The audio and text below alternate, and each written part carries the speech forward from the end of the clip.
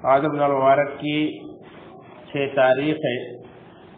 اور سورہ مائدہ کی آیت نمبر 35 کے حوالے سے درس قرآن کا عنوان ہے جہاد فی سبیل اللہ میں کامیابی۔ اللہ رب العالمین نے اہل ایمان کو مخاطب کیا اور فرمایا کہ اے وہ لوگوں جو ایمان لائے ہو،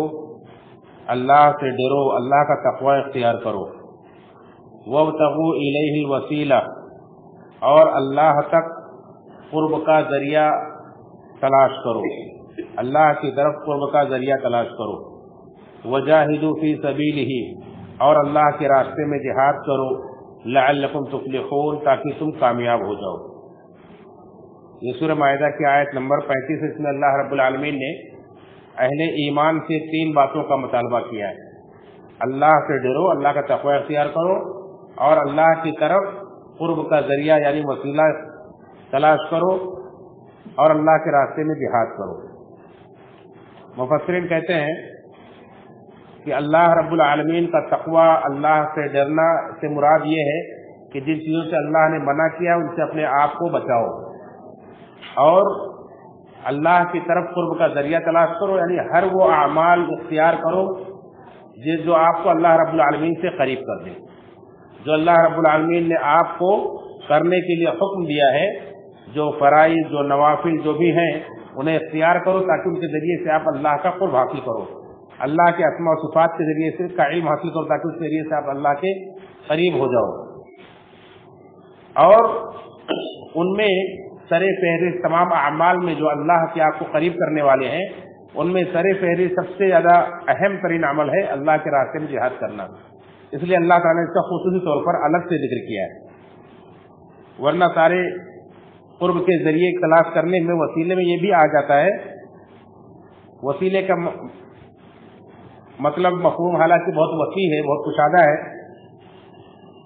لیکن یہ تینوں الفاظ ایسے ہیں، چاہے اللہ کا تقوی ہو، اللہ کی طرف وسیلہ ہو، یا اس طرح سے جہاد فی سبیل اللہ ہو، تینوں یہ دین کی اصطلاح بڑے مظلوم ہیں۔ دینوں کے ساتھ امت کے لوگوں نے بڑا ظلم کیا ہے، اس کو سمجھنے میں بڑی ٹھوکر کھائے ہیں۔ خیر، آج ہمارا جو موضوع ہے وہ یہ ہے، تینوں میں سے تیسرا آخری ہے اللہ کے راستے میں جہاد کرنا۔ یہ کیا ہے؟ عبد الرحمن کیلانی رحمہ اللہ اپنی تفسیر تفسیر القرآن کے اندر کہتے ہیں کہ جہاد کا مطلب ہے اللہ رب العالمین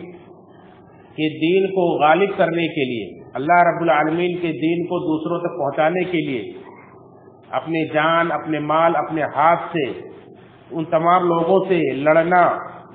ان لوگوں کے سامنے جھگڑنا جو دین سے برطرف ہے، جو دین سے برگشتہ ہے، چاہے وہ کفار ہو، مشرکین ہو، منافقین ہو، یا بگڑے ہوئے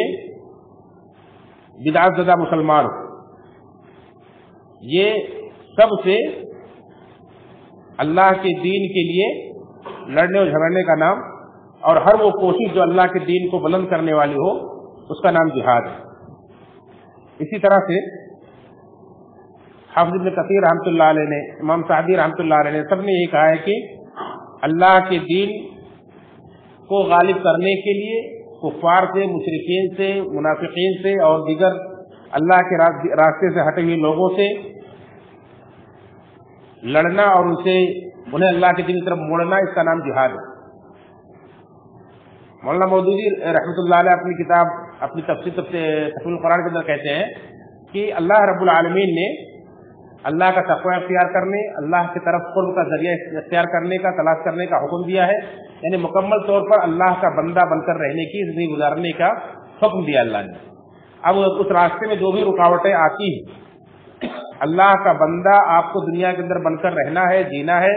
اس راستے میں جو بھی رکاوٹیں آپ کے سامنے آتی ہیں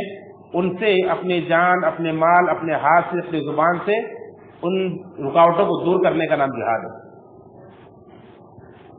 اسی طرح سے ہر وہ کوشش، جہاد یہ جہد سے، جہد کے معنی سے کوشش کرنا، ہر وہ کوشش جو دین اسلام کی سربلندی کے لیے آپ کر رہے ہوں، اپنی جان سے، اپنے مال سے، اپنی زبان سے، اپنے ہاتھ سے، اپنے قلم سے، وہ کوششیں ہیں سب جہاد میں شامل ہیں۔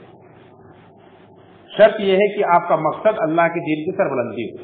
جیسے کہ ایک روایت کے اندر کہ اللہ سے پوچھا گیا، اللہ کے رسول صلی اللہ علیہ وسلم ایک آدمی اپنی بہادری دکھانے کے لیے لڑتا ہے، ایک آدمی مال غنیمت کے لیے لڑتا ہے، ایک آدمی قومی حمیت میں لڑتا ہے، تو اس میں سے مجاہد فی سبیل اللہ کون ہے؟ تو آپ نے فرمایا کلمۃ اللہ ہی العلیٰ، جو آدمی اس لیے لڑے کہ اللہ کا کلمہ بلند ہو، وہ جہاد فی سبیل اللہ ہے۔ تو اللہ رب العالمین کے دین کو بلند کرنے کی جو بھی کوشش کی جائے وہ جہاد فی سبیل اللہ ہے، اور اس کا آخری درجہ ہے کہ ہتھیار کے ذریعے سے قتال کرنا۔ اس کا مطلب یہ نہیں کہ دوسری چیزیں جہاد میں شامل نہیں، جیسے کہ ایک روایت کے اندر اللہ نے فرمایا، آپ سے پوچھا گیا کہ اللہ کے رسول صلی اللہ علیہ وسلم سے افضل جہاد کیا ہے، تو آپ نے کہا کہ کلمۃ الحق عند سلطان جائر، ظالم بادشاہ کے سامنے حق بات کہہ دینا یہ سب سے افضل ترین جہاد ہے۔ ایسے صحیح مسلم کے اندر ایک روایت ہے، عبداللہ بن مسعود رضی اللہ عنہ سے مروی ہے، فرماتے ہیں کہ اللہ کے رسول صلی اللہ علیہ وسلم نے فرمایا کہ اللہ نے جتنے بھی قوموں میں نبی بھیجے، جو بھی نبی اپنے قوم کے اندر مبعوث کیے گئے، ہر نبی کے کچھ خاص ساتھی ہوتے تھے، کچھ حواری ہوتے تھے جنہیں صحابہ ہم کہتے ہیں، وہ اللہ کے رسول کے باتوں کو لیتے تھے، ان کی پیروی کرتے تھے، ان پر عمل کرتے تھے۔ اس کے بعد جب وہ گزر جاتے تھے تو بعد میں ناخلف لوگ پیدا ہوتے تھے، تو ناخلف لوگ کیا کرتے تھے کہ اللہ کے رسول صلی اللہ علیہ وسلم کی باتوں کو چھوڑ کر دوسرے راستے پر چلتے تھے،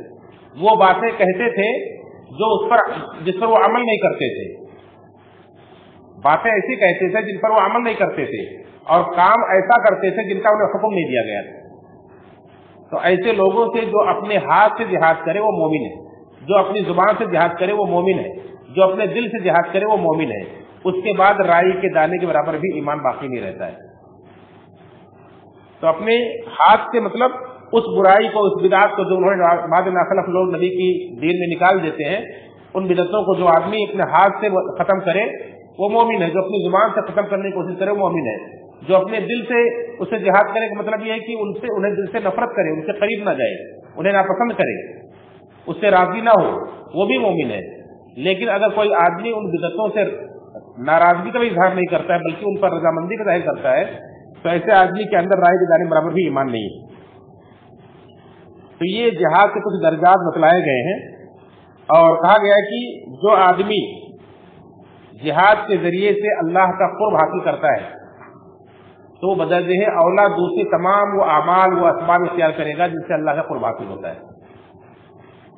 یہ سب سے اونچا اور اعلیٰ درجہ، اسی لیے ایک حدیث کے اندر اس کو اسلام کا کوہان کہا گیا ہے، یعنی سب سے بلند چیز ہے۔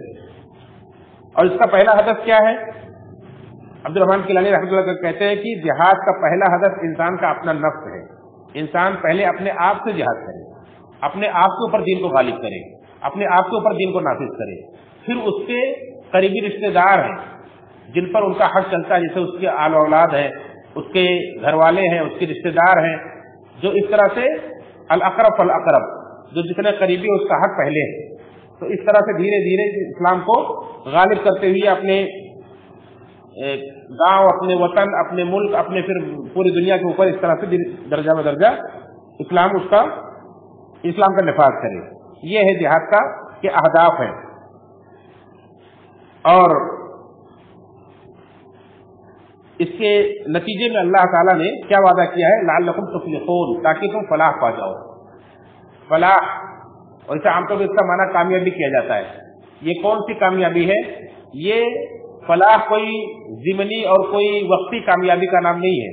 بلکہ ابدی کامیابی کا نام ہے، ہمیشہ ہمیشہ کی کامیابی، اور ایسی کامیابی کہ انسان کی جو بھی مرغوب چیز ہے، جو اسے مطلوب ہے، جو چاہتا ہے وہ اسے حاصل ہو جائے، اور ہر وہ مرغوب چیز جس سے انسان ڈرتا ہے وہ سب سے بچ جائے، اس سے نجات پا جائے، اور ہمیشہ ہمیشہ کے لیے اپنی مطلوبہ چیز ہمیشہ ہمیشہ کے لیے پا جائے، اور اپنی ڈرانے والی چیز سے ہمیشہ ہمیشہ کے لیے نجات پا جائے۔ اسے کہتے ہیں فلاح، اور یہ جنت کی ابدی سعادت اور دائمی نعمت کے ذریعے سے حاصل ہوتی ہے۔ تو اللہ رب العالمین نے ایسے لوگوں کے لیے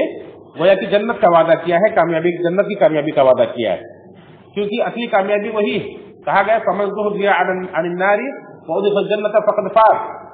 جو جہنم سے بچا لیا گیا، جنت میں داخل کر دیا گیا، وہ کامیاب ہو گیا۔ وما الحیاۃ الدنیا الا متاع الغرور، دنیا کی زندگی دھوکے کا سامان ہے، دنیا کی کامیابی کوئی بڑی کامیابی نہیں ہے، اصل کامیابی آخرت کی کامیابی جنت کی کامیابی ہے۔ تو یہ جنت کا مفہوم اور جنت کے اہداف تھے، اس کا بدلہ تھا جو میں نے حضرات کے سامنے ذکر کیا، آج ہم عملی طور پر اپنا جائزہ لیں اور دیکھیں کہ کیا ہم اس کامیابی کے لیے پورے اترتے ہیں۔ آج ہر مسلمان یہ خواہش تو رکھتا ہے، یہ چاہت تو رکھتا ہے کہ پوری دنیا کے اندر اسلام کو جھنڈا لہرائے، اسلام غالب ہو، لیکن کیا عملی طور پر اپنے اوپر غالب کر رہا ہے؟ کیا عملی طور پر اپنے آپ پر اپنا جائزہ لے کہ ہمارے اوپر اسلام غالب ہے، مکمل طور پر میں اسلام کی پابندی کرتا ہوں؟ آج انسان جذبہ تو یہ رکھتا ہے کہ اپنا سر کٹا دے گا دین کے لیے، لیکن عملی طور پر دیکھے تو اپنے گھر میں اپنی بیوی کے سامنے کھڑا ہو کر کہہ سکتا ہے کہ یہ بدعت ہے، اس کو چھوڑ دو، اتنا کہنے کی ضرورت نہیں رکھتا ہے۔ وہ افضل ترین جہاد کلمۃ الحق انتا سلطان الجائر، ظالم بادشاہ کے سامنے حق بات کہنے کا جذبہ پھر کہاں سے آ سکتا ہے جب انسان اپنے گھر کے اندر کھڑے ہو کر نہ کہہ سکے کہ یہ بدعت ہے، یہ شرک ہے، یہ چھوڑ دو، یہ نہیں کرنا چاہیے، اتنا کہنے کی ضرورت نہ رکھتا ہو تو ایسا انسان ظالم بادشاہ کے سامنے حق بات کہنے کی ضرورت کہاں سے پا سکتا ہے اپنے اندر؟ تو ہمیں چاہیے کہ ہم اللہ رب العالمین کی توفیق سے یہ جذبہ اپنے اندر پیدا کریں کہ ہم اپنے اوپر،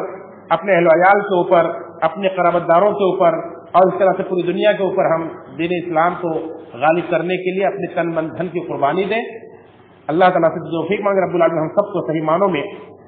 اسلام کو غالب کرنے والا بنائے۔ آمین تقبل یا رب العالمین۔